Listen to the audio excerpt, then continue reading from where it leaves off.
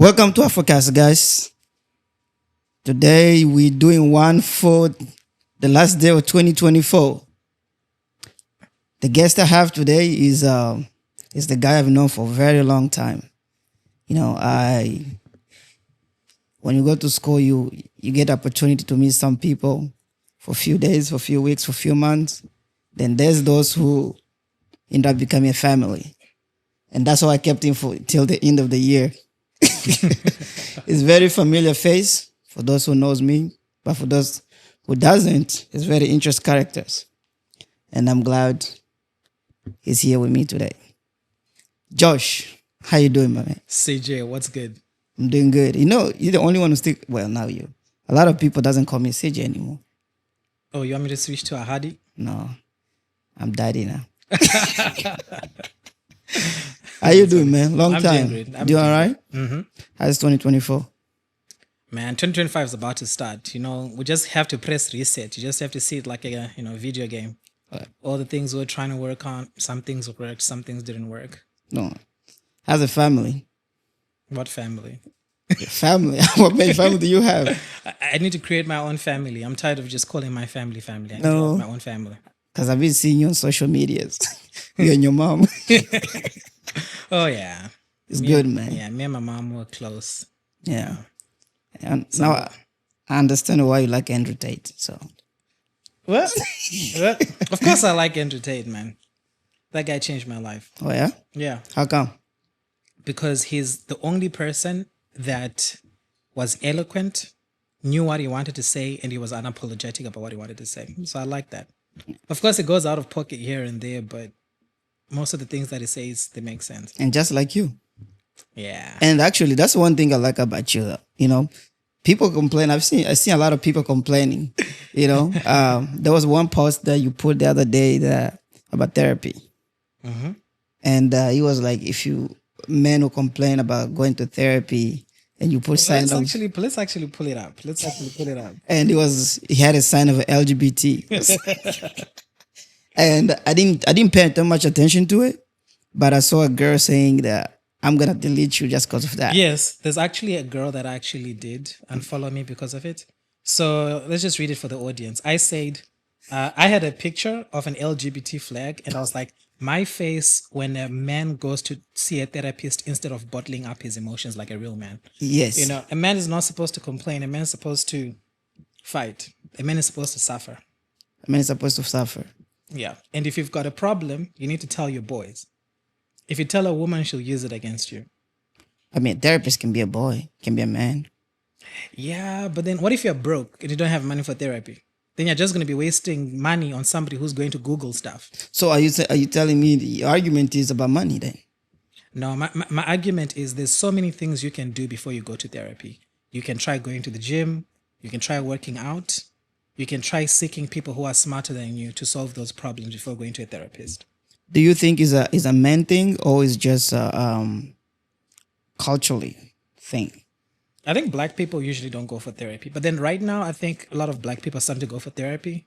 But I think black Americans, not like African Americans. You don't think? I know a couple of Africans who went to therapy. Weak people. I'm- Weak. You know, like weak, you know. He went to therapy. What is he doing there? Was he taking his girlfriend there? Like, Is that did he why, maybe that's why he support Kamala? you supported Kamala Harris?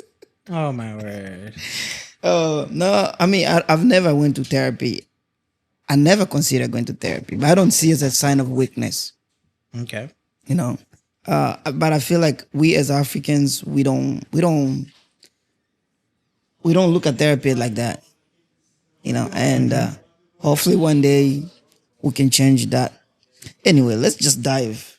For those who don't know our history, we've known each other for what, 7, 8 years now? Might be more than that. From WT, WT.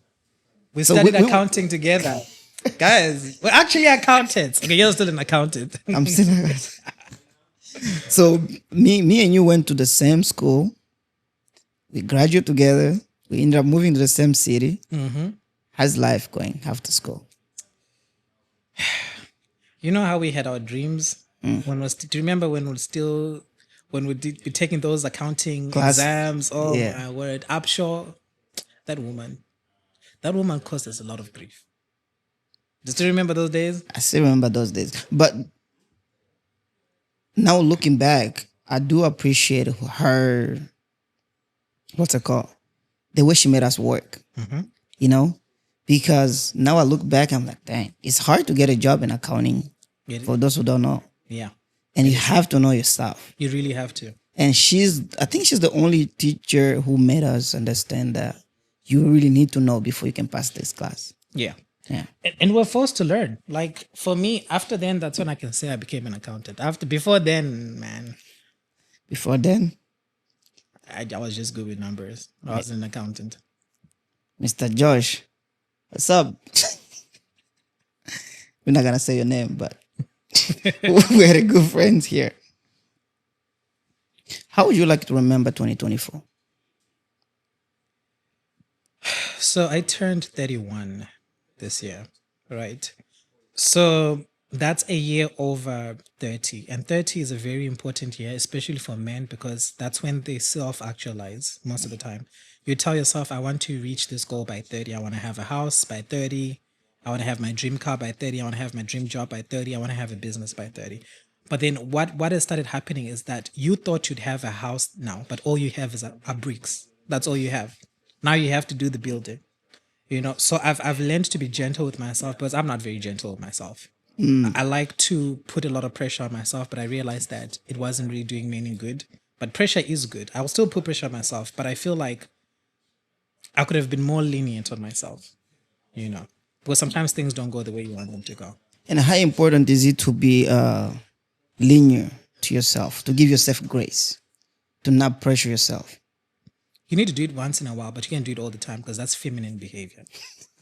So you kind of have to balance it out. You have to balance. Yeah. But also that can help you push yourself, right? If you put too much pressure on yourself, that can help yourself. That can help you try to work a little harder to accomplish your goal, no?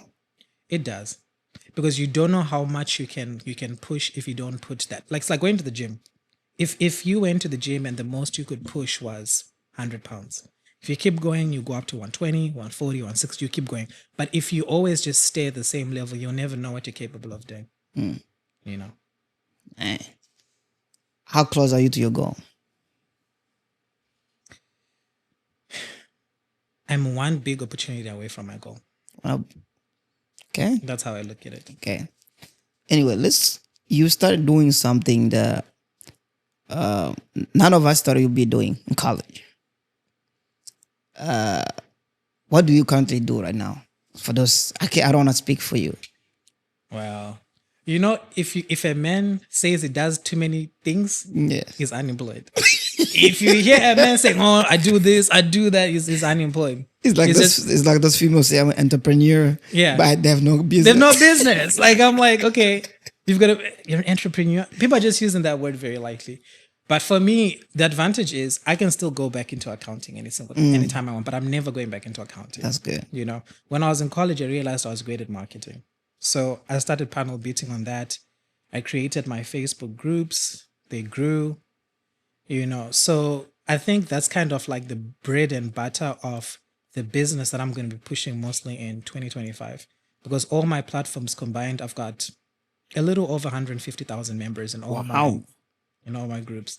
So because I'm into marketing, I realized that it's not very easy to get clients to do work for. But if you create a platform where people are able to transact, you'll be able to act as a middleman for all of that. So over the last 6 years, I've been very methodical about how I want to move. So back in Zimbabwe, I'm in construction, right? So we make bricks, we make cottages, that kind of thing. We pave houses, right? I was funding that till it became a little too much. I had to start to create systems that will make it easy for me to not always be pumping money and sending money back home. But then here in the States, it's real estate. I'm a licensed real estate agent. So if you guys are looking to buy a house, I'm your guy. But you're kind of broke right now, so we need to figure out a way on how to, You don't know you're broke. How do you know I'm broke? You just say I'm an accountant. What's your bank balance? $3. You see, you can't buy no house with that. Can't buy no house with that. No. So how did you end up in the real estate? I tried to find the most expensive thing I could sell. And real estate is so when a man grows up, he's got an aspiration to buy a dream car and a house and to go to a good college. So college was already out. I was like, this I've got no, I don't want to do anything education related. So it became a house and cars. So the most expensive thing you can sell to anyone is a house. And I was really good at selling. The amount of effort it takes for you to sell shoes is the same amount of effort it takes for you to be able to sell a house. But people don't really understand that. It's the art of marketing, right? It might take a longer time to sell a house. And another thing, I'm also an apartment locator. So a lot of people right now are not buying houses because of the interest rate, right? But everyone wants to rent. Every single month, people are looking for apartments to rent. And like Dallas currently is like the number one city that everybody's moving to. Okay. So that's what I went into. It wasn't really an easy year, but my systems were working because I'll be getting like 20, 30 messages a day, people looking for apartments. So that was good. But there's a few mistakes that I made. But then those are good because in your first year in real estate, because it was my first year here, but not in my home country, I learned a whole lot of things. Oh, so you've done real estate before back home? Yeah, kind of. Okay. Yeah. So what type of mistake did you make? Because I've run a business. I know there's a lot of mistakes. It's easy to trap yourself into it. Sometimes it's just as a first time, business owners. What type of mistake did you do? Someone who might consider getting into a same industry can try to avoid. I can even show you the type of. I can even show you that I'm still making the same mistake. So I'm going to go onto Facebook right now, right? And I'm just going to randomly click on my listings. I currently have listings running. How many messages do you see? Oh, bunch. If I keep scrolling, That's a they're bunch. all unreplied. That's the biggest mistake that I made. When somebody messages, you want to respond. Yeah. Because when you don't respond on time, that's money that you're That's the losing. money you're losing. Right. So it doesn't make sense if you get 200 messages in a month, if you're going to take time to respond to them. And do you when you respond, do you go individually? You have to. You can't automate it. Because you can automate the first 2 messages, but after that, people have got very specific things that they're looking for. Somebody will tell you, I'm a single mother. I'm looking for 2 bedrooms because I've got 2 kids. Somebody will tell you, I need an apartment right now. I only have 3 days or I'm going to be homeless. I need an apartment right now. Somebody will tell you that I got evicted, They can't go down the normal systems. So now you have to try and help them, So there's a lot of situations that you need to be, What's the difference between what you do and me just going looking for apartment by myself? Try it. No. I'm just asking. What's the difference? The difference is you will just randomly go to any apartment complex and just go and ask for the price. Like you just drive around. Oh, just around. Yeah. So okay. For me, I'll tailor make it for you. I've got access to over 300 apartment complexes in Dallas. So you've got choice. Okay. Right. So you tell me what your budget is. You tell me what you're looking for. Is it a 1 bed? Is it a 2 And bed? you just filter. Then I filter that, And sometimes people, the most important thing to people these days is the money. Like how much you make, because you have to make 3 times the rent for you to be able to. So if you make $3,000 a month, the apartment you qualify for is $1,000. So your income actually dictates where you stay. But people are always very ambitious. They want the nice apartments. I'm like, no. Let's get to your level. It's the same thing even with dating. If you're broke, there's certain women you don't have access to. Oh yeah. Yeah. If you're, there's a certain level income, there's levels, even when you're dating. So if you want to see the level you're at, look at your woman. That's how we judge you. We don't judge you, we judge your woman. We judge your woman. So. It remind me of that video I sent it to you. Oh, you sent it to me. But that guy says, so many videos. He said that your girl must be pretty because we don't want to hear that.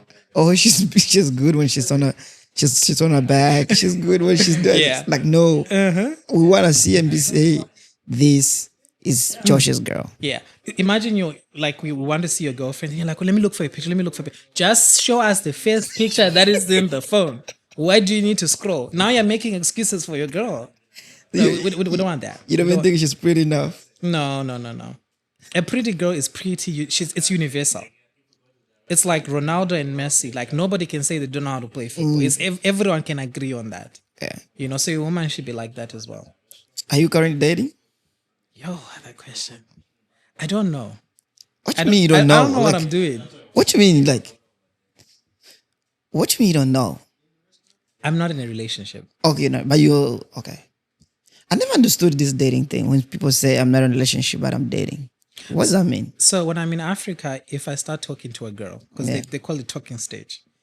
In Zimbabwe, there was no talking stage. It's I like you, you're now my girlfriend. Here, there's a talking stage. A talking stage is like it's a situation where women want to experiment and see who's out there. While Who's the big baller? Huh? Who's the big baller? The one I know is gonna spend more. Exactly. So they're going for those free dinners. You know, they're enjoying. You know, they're conducting trials. You know what I mean? Like interviews to see. You know. But like how it's like when we're applying for jobs, then you get that email. I'm sorry, unfortunately, we've gone another way. But they won't tell you that before the dinner. They'll first eat first, then they'll tell you that. Is it crazy that I don't pay for the first 3 dates? Really? No. I've never made a girl pay.